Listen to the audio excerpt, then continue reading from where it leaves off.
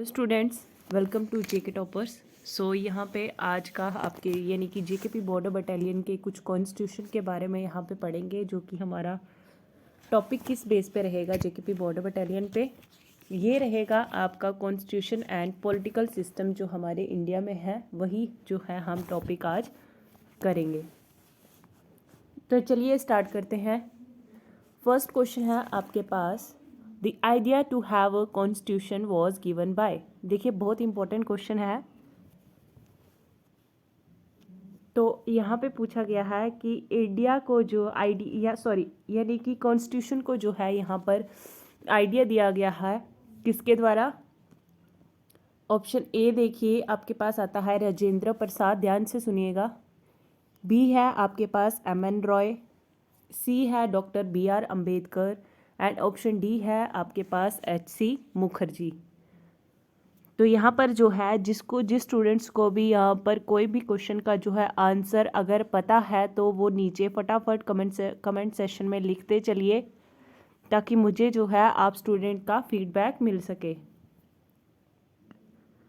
तो सही आंसर जो है इसका ऑप्शन बी यानी कि एम.एन. रॉय ने। ठीक है, नेक्स्ट है आपके पास, the constitution was framed by the constituent assembly of India set up on. तो कॉन्स्टिट्यूशन में जो है यहाँ पर कब फ्रेम जो किया था, किसके द्वारा, कॉन्स्टिट्यूएंट असेंबली ऑफ इंडिया के द्वारा जो सेटअप किया था। ऑप्शन ए देखिए 16 मई 1946, बी है 20 अगस्त 1950, सी है 28 अगस्त 1950 एंड आपके पास ऑप्शन डी जो है 30 दिसंबर 1952।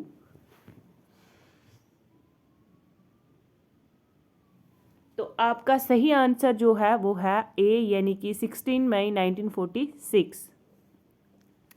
ओके स्टूडेंट्स, सो चलिए सबसे पहले जो वीडियो को लाइक कीजिए और वीडियो को शेयर भी कीजिए। ठीक है, अगर लाइक कर दिया है तो चलिए आगे जो है हम स्टार्ट करते हैं। नेक्स्ट क्वेश्चन है, who is known as the father of Indian constitution. ठीक है, इंडियन कॉन्स्टिट्यूशन के जो है वो फादर कौन है।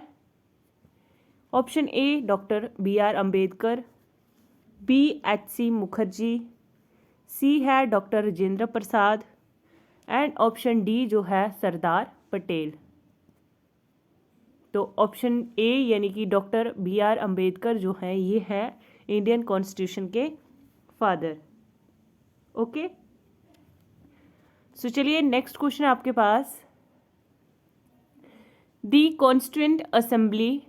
यहाँ पर देखिए, the constituent assembly took 2 years 11 month and dash days to complete the constitution. Constitution assembly जो है यानी कि कॉन्स्टिट्यूएंट असेंबली जो है वो कितना टाइम जो है यहाँ पर लेती है। यहाँ पर इन्होंने बताया है कि 2 years और 11 month और डेज जो है वो कितने लेती है कंप्लीट होने में। ए है 12 days, 16 days, 18 days या 22 days। तो जिसको भी इसका आंसर पता है वो नीचे फटाफट कमेंट सेशन में लिखिए इसका आंसर क्या है। तो ऑप्शन जो है आपका बिल्कुल सही वो है 18। ठीक है, यानी कि 2 years 11 month एंड 18 days जो है यहाँ पर लेती है ये कंप्लीट होने में constitution. Clear. So next question है आपके पास, the constitution is adopt in India on 26 November. कौन से ईयर में जो है यहाँ पर कॉन्स्टिट्यूशन जो है अडॉप्ट की थी इंडिया में। ऑप्शन ए 1946, बी है 1947, सी है 1948 एंड ऑप्शन डी है आपके पास 1949। तो सही आंसर जो है आपका हो जाएगा ऑप्शन डी यानी कि 1949। चलिए नेक्स्ट क्वेश्चन करते हैं। क्वेश्चन 6 देखिए, यहाँ पर पूछा गया है कि नेशनल फ्लैग जो है ये किसने डिज़ाइन किया है, यानी कि किसके द्वारा जो है ये डिज़ाइन किया है। A H C. Mukherjee, B doctor B R. Ambedkar, C है पिंगाली वेंकैया एंड डी है आपके पास डॉक्टर जॉन मथाई। तो किसने किया है ये भी ध्यान पे रखना है आपको। तो वो है आपके पास ऑप्शन सी यानी कि पिंगाली वेंकाया जो है, इन्होंने इनके द्वारा जो है नेशनल फ्लैग डिज़ाइन किया गया था। ठीक है, नेक्स्ट है यहाँ पे how many articles and schedules we are present in the original constitution of India. तो क्वेश्चन ये पूछा जाता है कि कितने आर्टिकल्स और कितने शेड्यूल होते हैं प्रेजेंट किसमें, कॉन्स्टिट्यूशन ऑफ इंडिया। ठीक है, तो देखिए आपको ऑप्शन दिए गए हैं यहाँ पर, ऑप्शन में बार बार नहीं पढ़ पाऊंगी, तो आपको ऑप्शन दिए गए हैं। तो सही आंसर जिसको भी स्टूडेंट्स को आता है वो नीचे कमेंट सेक्शन में लिख सकता है कि मैम इसका सही आंसर ये है। तो वो है आपके पास ऑप्शन सही बी। ठीक है, 395 आर्टिकल्स हैं और 8 जो यहाँ पर शेड्यूल्स हैं किसमें, यानी कि present original constitution of India में। ठीक है, प्रेजेंट। तो नेक्स्ट क्वेश्चन देखिए, the concept of single citizenship has been adopt from the constitution of. ठीक है, जो ये कंसेप्ट है किसका, सिंगल सिटीजनशिप का, ये अडॉप्ट किया है कौन से कॉन्स्टिट्यूशन से। ऑप्शन देखिए यहाँ पर, ब्रिटेन यानी कि यूके, अमेरिका, कनाडा या यूएसएसआर। तो ऑप्शन ए यानी कि ब्रिटेन, यूके। चलिए नेक्स्ट क्वेश्चन चलते हैं। 9th क्वेश्चन जो है आपके पास, which of the following features of India constitution has been borrowed from American constitution. ठीक है, यहाँ पर जो आपको दिए हैं यानी कि निम्नलिखित में से कौन से जो यहाँ पर फीचर हैं इंडियन कॉन्स्टिट्यूशन से अमेरिकन कॉन्स्टिट्यूशन से बोरो किए हैं किसने, इंडिया कॉन्स्टिट्यूशन ने। तो वो है आपके पास A concurrent list, B fundamental duties, C fundamental right and D directive principle. तो ऑप्शन सी यानी कि फंडामेंटल राइट जो है ये बिल्कुल आपका सही आंसर हो जाएगा। नेक्स्ट क्वेश्चन है, देखिए यहाँ पर 10th क्वेश्चन आपको पूछा गया है, the constitution of India borrowed the procedure of constitutional amendment from the constitution of. Option A South Africa, B France, C Ireland and D है आपके पास कनाडा। तो वो है आपका आंसर सही जो हो जाएगा वो है साउथ अफ्रीका। क्लियर। सो चलिए नेक्स्ट क्वेश्चन करते हैं। नेक्स्ट क्वेश्चन है, which of the following terms was not inserted into the preamble by 42 second amendment act of 1976। लेकिन निम्नलिखित में से कौन से ऐसे टर्म हैं जो इंसर्ट नहीं किए गए हैं किसके बीच, किसके द्वारा, 42 सेकेंड अमेंडमेंट एक्ट के द्वारा जो कि 1976 में।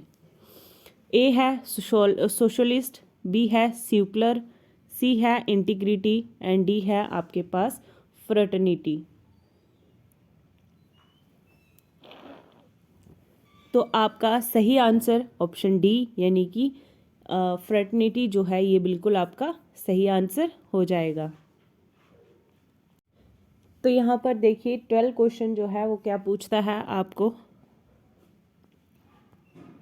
Who said that the preamble is an identity card of our constitution. ठीक है, तो यहाँ पर बोला गया है, क्या कहा गया है कि किसने कहा है कि आइडेंटिटी कार्ड जो है वो हमारे कॉन्स्टिट्यूशन में जो है प्रीमेबल होना चाहिए। के.एम. मुंशी ने कहा था या एन.ए. पालकीवाला ने कहा था या डी.डी. वासु या आपके पास है अर्निस्ट बार्कर ने। तो ऑप्शन जो आपका यानी कि एन.ए. पालकीवाला जो है इन्होंने यहाँ पर कहा था। नेक्स्ट है आपके पास, the Indian constitution has borrowed the idea of preamble from the constitution of. कौन से कॉन्स्टिट्यूशन से, यानी कि ये इंडियन कॉन्स्टिट्यूशन ने क्या किया था, बोरो किया था आइडिया। ए फ्रांस, बी आपके पास आता है वीमार जर्मनी, सी है यूएसए एंड ऑप्शन डी है ऑस्ट्रेलिया।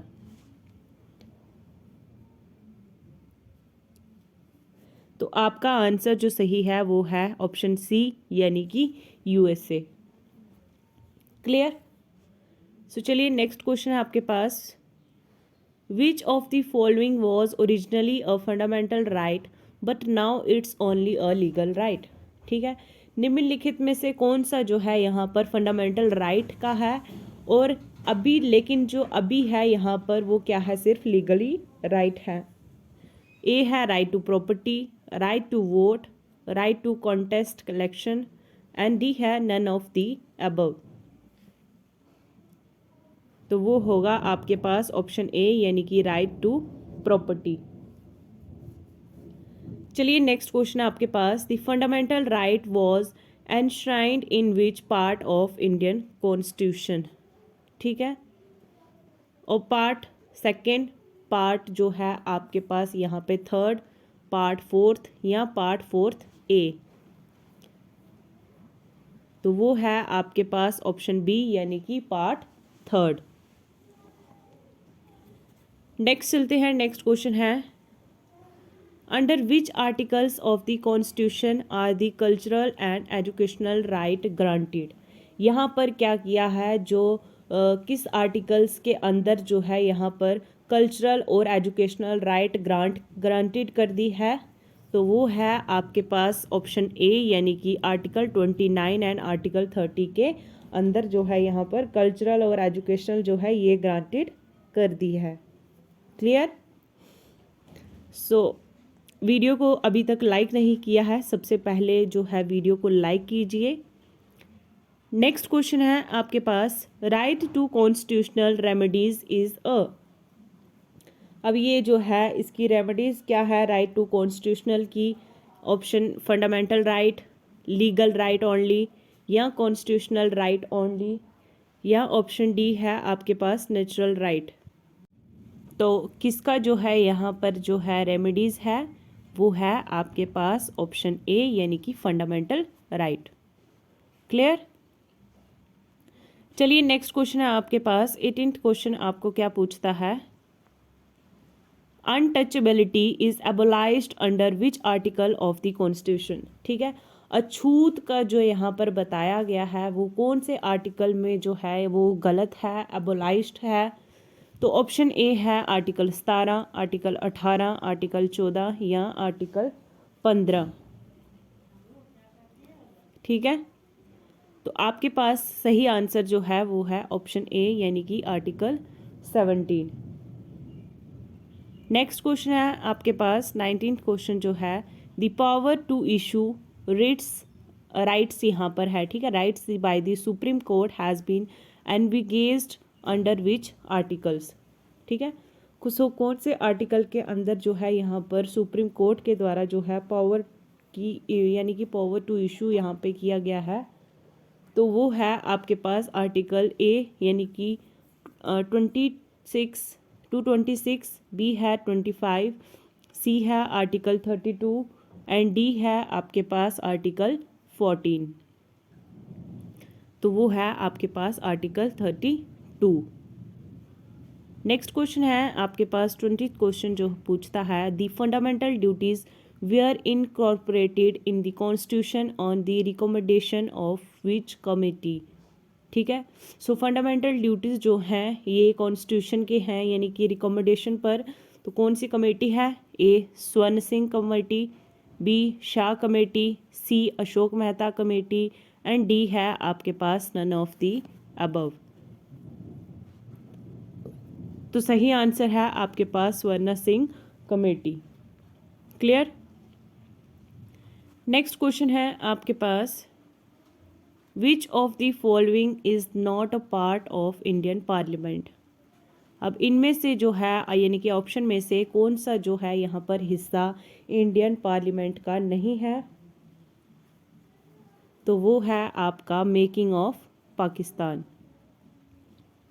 नेक्स्ट चलते हैं, नेक्स्ट क्वेश्चन क्या पूछा गया है आपको, who act as the ex officio chairman of Rajya Sabha के जो है एक्सो ऑफिसो चेयरमैन किसके द्वारा जो है यहाँ पर एक्ट किया जाता है?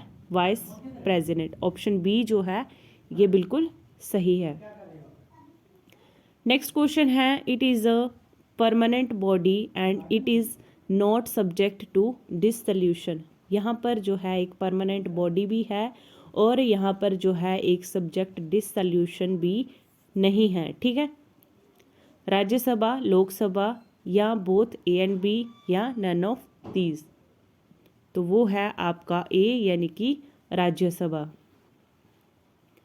नेक्स्ट है आपके पास, what is the term for a member of Rajya Sabha के जो है यहाँ पर मेंबर कितने रहते हैं? टर्म कितनी टर्म जो है यहाँ पर 5 ईयर्स की होती है, 4 ईयर्स की, 2 ईयर्स की या 6 ईयर्स की?